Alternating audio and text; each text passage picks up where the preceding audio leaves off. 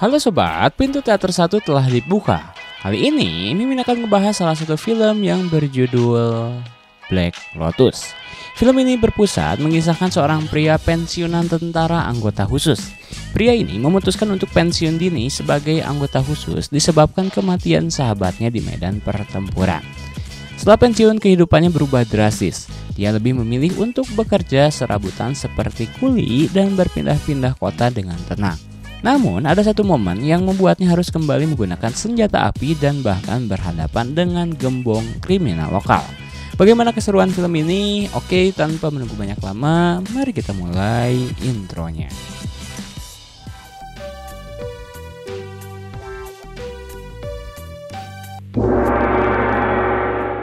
Scene diawali dengan memperlihatkan suatu pertunjukan opera di sebuah tempat. Namun tiba-tiba datanglah gerombolan orang bersenjata membuat kekacauan dan menyandra semua orang yang ada di sana.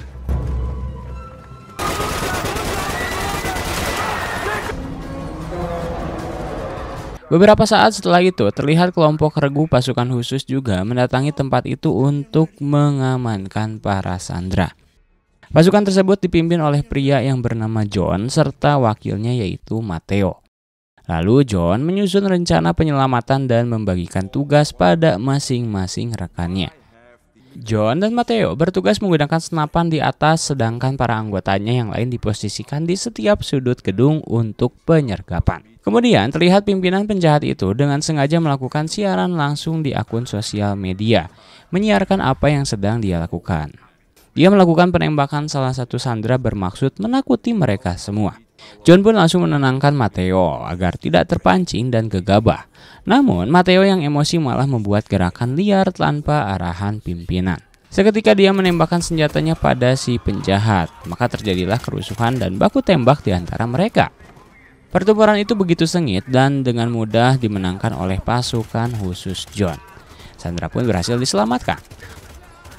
Meski begitu, John sangat marah karena keputusan Matteo tidak dalam instruksinya, sehingga dapat membahayakan operasi. Bahkan ternyata John terkena tembak tepat di perutnya dan kini baru merasa kesakitan. Matteo yang sangat merasa bersalah itu langsung mencoba menahan luka tembak John agar tak terus mengalirkan darah. Namun tiba-tiba datang anak buah si penjahat ingin meledakkan seisi gedung itu. Matteo pun seketika beranjak dan membunuh orang tersebut. Hingga John pun tewas di pelukan Matteo. Nampak Matteo begitu sangat kehilangan sosok John yang menjadi sahabatnya selama ini. Scene pun kemudian berpindah pada 5 tahun kemudian di Rumania. Terlihat Matteo ternyata kini tinggal di Rumania, bekerja menjadi kuli angkat kayu dan sudah pensiun menjadi anggota pasukan khusus. Setelah pulang bekerja, Matteo terlihat masih membayangkan segala kenangan bersama John dan keluarganya. Besok paginya Matteo mendatangi atasannya untuk mengundurkan diri karena hendak pergi menuju Belanda. Matteo pun mendapatkan sejumlah uang hanya cukup untuk ongkos. Namun Matteo tidak protes dan mengambilnya lalu pergi meninggalkan Rumania. Berganti di sebuah pelabuhan, terlihat pasukan Interpol tengah menangkap anggota sindikat kriminal yang melakukan transaksi ilegal. Operasi penangkapan itu dipimpin oleh seorang wanita bernama Shira dan rekannya Fischer. Di tengah interogasi tersebut rupanya ada salah satu orang-orang yang sedang mengawasi mereka. Dari kejauhan orang tersebut bernama Bear, yang mana masih bagian dari kelompok kriminal itu. Bear kemudian melaporkan penangkapan orang-orangnya pada bos besarnya yang bernama Saban. Sementara itu saat para kelompok kriminal diamankan, Fischer dan Shira membawa salah satunya yang bernama Roman. Ternyata Roman ini adalah anggota Interpol juga yang menyamar. Shira menyampaikan pada Roman jika orang-orang yang baru saja mereka tangkap adalah kriminal kelas kecil. Maka Roman harus berhasil mendapatkan langsung mafia besarnya. Shira menyampaikan pada Roman jika orang-orang yang baru saja mereka tangkap adalah kriminal kelas kecil. Maka dari itu, Roman harus berhasil mendapatkan langsung mafia kelas besarnya. Beralih pada seorang pria di kantornya, pria itu bernama Paul. Dia adalah seorang ahli saham dan dunia kripto. Paul terlihat sedang menelepon seorang rekannya untuk memutarkan uang dengan jumlah besar milik kliennya, yang ternyata adalah bos sindikat kejahatan yaitu Saban. Awalnya terdengar jika rekannya itu menolak karena ragu mendapatkan keuntungan. Namun Paul begitu yakin dan membujuknya sehingga perputaran dana itu pun dilakukan.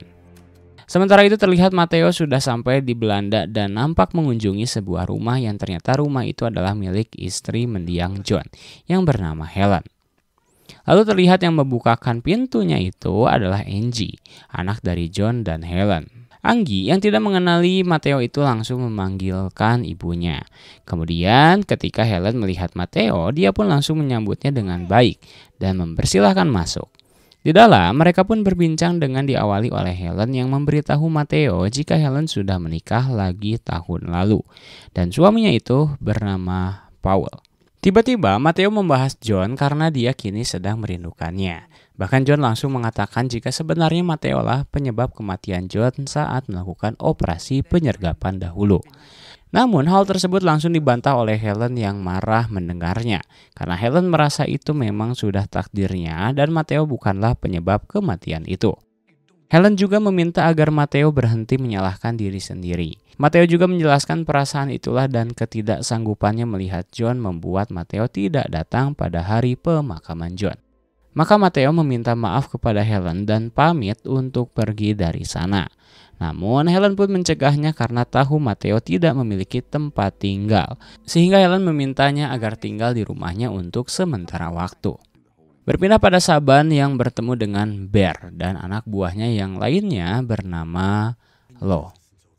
Saban merasa curiga jika gagalnya transaksi mereka di pelabuhan itu karena adanya orang dalam yang berkhianat, atau mungkin saja adanya penyusup. Maka Saban memerintahkan agar kedua anak buahnya itu menemukan orang yang disinyalir berkhianat tersebut.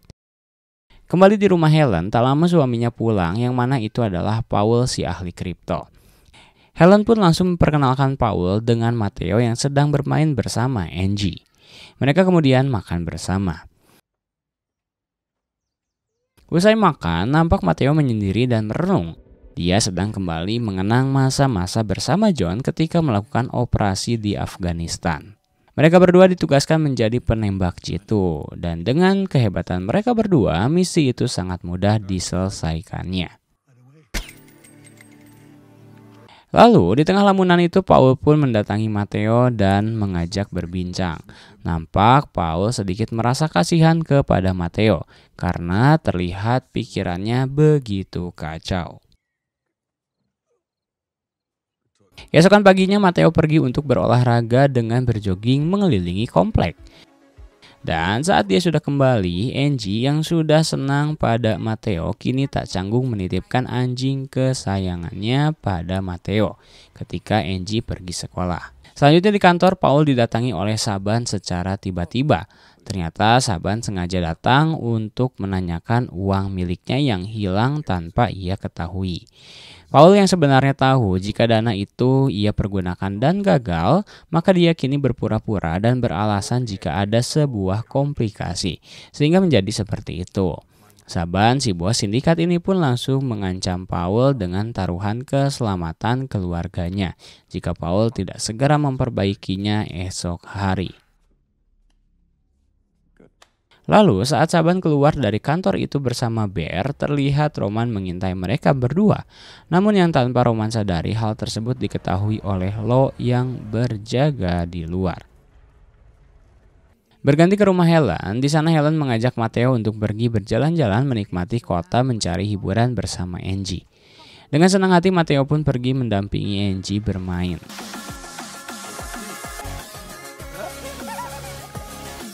Pada malam harinya terlihat Paul sedang duduk termenung memikirkan uang milik Saban yang lenyap dan tidak bisa ia ganti. Diamnya Paul selama di rumah itu membuat Helen penasaran dan menanyakannya. Namun Paul mengatakan jika dirinya tidak apa-apa dan tidak ada yang mesti diceritakan. Keesokan harinya warga kota dikejutkan oleh penemuan mayat menggelantung di jembatan. Dan ternyata mayat pria itu adalah jasad Roman yang dibunuh oleh Bear dan juga Lo dengan sadis. Sebagai balasan pada Interpol yang telah menggagalkan transaksi Saban di pelabuhan.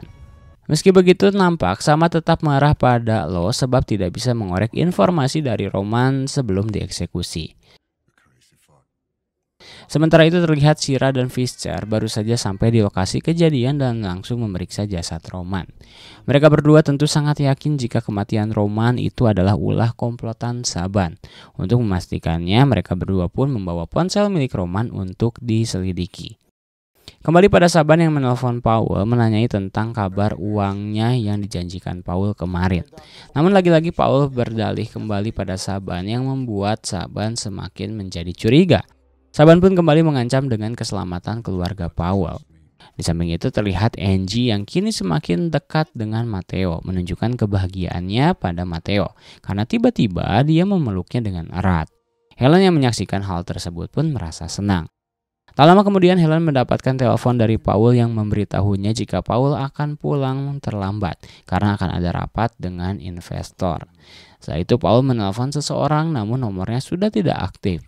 Dan ternyata nomor yang dihubungi Paul adalah Roman. Sementara itu saat Angie, Matteo, dan Helen sedang berjalan mengitari kota, tiba-tiba ada sekumpulan orang yang menghantam Matteo hingga terluka. Dia yang mencoba melawan itu teralihkan karena Bear dengan cepat menculik Angie pergi. Matteo yang kini sudah tersulut emosi serta panik itu berusaha langsung mengejarnya dengan menggunakan sepeda yang ada di sana. Sedangkan Helen langsung mengabari Paul jika Angie ada yang menculiknya. Paul pun segera menghubungi Saban dan memohon agar melepaskan Angie, tapi Saban jelas menolak permintaan Paul karena sudah merasa dihianati.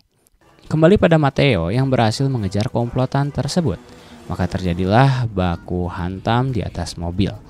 Namun dengan kecepatan laju mobil tersebut yang tak terkendali menyebabkan tabrakan dan Matteo pun terpental hingga tak sadarkan diri. Dalam bayangannya muncul saat Matteo berlatih bersama John.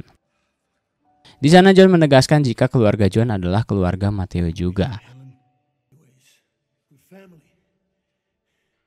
Seketika Matteo pun tersadar dan sudah dirawat di rumah sakit, namun dengan tangan diborgol. Hal tersebut disebabkan karena Interpol mencurigai Matteo terlibat dengan anak buah Saban. Namun di sana langsung dijelaskan oleh Helen yang mengunjunginya. Setelah dilepas tetap saja Shira masih curiga pada Matteo karena tidak ada berkas data mengenai Matteo. Tapi Matteo tidak peduli dengan hal tersebut karena kini Matteo hanya ingin segera menyelamatkan Angie. Shira pun memberikan kontak Interpol pada Matteo jika membutuhkan bantuan. Saat mereka semua pergi dari rumah sakit, rupanya Lo pun ada di sana, sedang mengintai dan melaporkan informasi yang diketahui pada Saban. Kembali pada Matteo yang sedang melihat gambar buatan Angie. Hal tersebut membuat Matteo mengenang kembali saat John yang meminta Matteo menjadi ayah baptis Angie. Dengan hal itu, kini di otaknya harus melakukan rencana apapun yang penting Angie bisa selamat. Matteo pun memutuskan untuk pergi menyelamatkan Angie dengan caranya sendiri.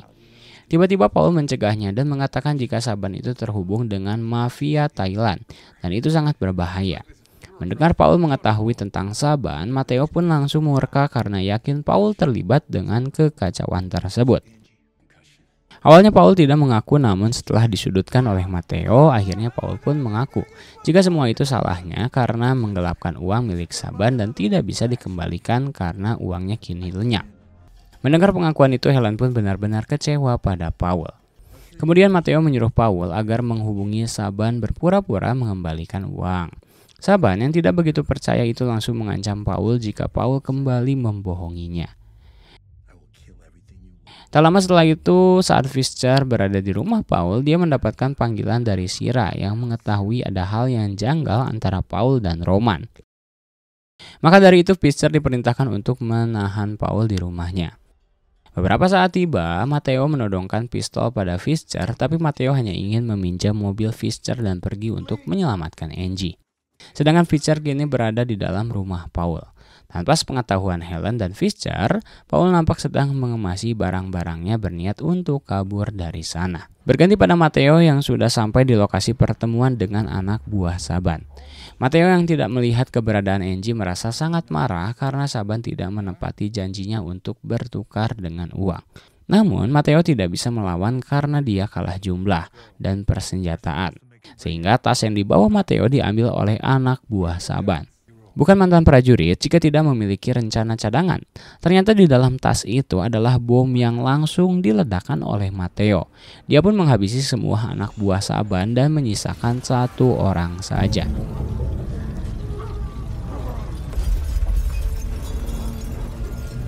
Orang itu pun digantung oleh Matteo agar memberitahu keberadaan Angie. Awalnya orang tersebut tidak mau berbicara, namun setelah terus didesak, orang itu pun memberitahu Matteo sebuah klub tempat Saban. Kemudian Matteo membunuh orang itu dan pergi dari sana. Kembali di rumah Paul, Fischer yang terus memanggil Paul untuk berbicara dikagetkan oleh kedatangan Leo yang menyandra Helen dan mendorongnya ke arah Fischer. Mereka pun baku hantam, namun dengan mudahnya Fischer dikalahkan Lo. Helen yang masih berada di sana langsung menembak Lo yang melarikan diri. Helen kemudian meminta bantuan Paul karena Fischer sekarat, namun ternyata Paul malah membiarkan istrinya dan berlalu pergi untuk kabur. Tapi saat Paul hendak kabur dari sana, rupanya Lo ada di dalam mobil Paul. Lo pun mengeksekusi Paul dan membawa pergi uang yang dibawa Paul. Tak lama kemudian Shira mendapatkan telepon dari Matteo yang meminta bantuan agar membawa pasukan Interpol ke tempat Saban berada. Shira lalu bergegas menuju ke sana. Sementara itu Matteo dengan gagahnya datang ke klub itu sendirian dan langsung menghabisi beberapa orang anak buah Saban. Terjadilah baku tembak di antara mereka.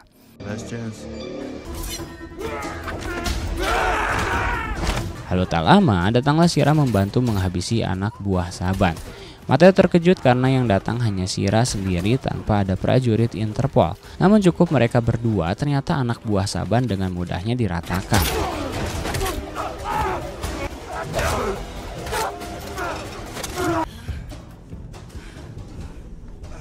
Mereka berdua kemudian menuju ke atas rooftop mencari keberadaan Angie. Dan ternyata mereka berdua disambut oleh Lo dan Bear. Pertarungan 2 lawan 2 pun tak bisa terhindarkan. Sementara itu Angie dibawa pergi oleh Saban menuju jalan yang berbeda. Kembali pada pertarungan Bear dan Matteo. Rupanya Matteo begitu kesulitan menghadapi Bear. Begitu juga dengan Shira yang terus dihajar oleh Lo. Namun mereka berdua ternyata dapat membalikan keadaan. Matteo menghabisi keduanya dengan begitu sulit. Setelah itu, Matteo mendatangi Angie yang berada di tangan Saban. Mereka berdua pun saling berhadapan. Mereka pun saling serang. Saban yang akhirnya tertancap pisau, Matteo pun rubuh terjatuh. Begitu juga dengan Matteo yang tertembak, namun dirinya masih hidup dan bertahan. Kemudian, Shin memperlihatkan 6 bulan setelah kejadian tersebut. Nampak kehidupan Helen dan Angie kini tenang dan bahagia bersama. Sedangkan Matteo memutuskan pergi berkelana hidup sendirian.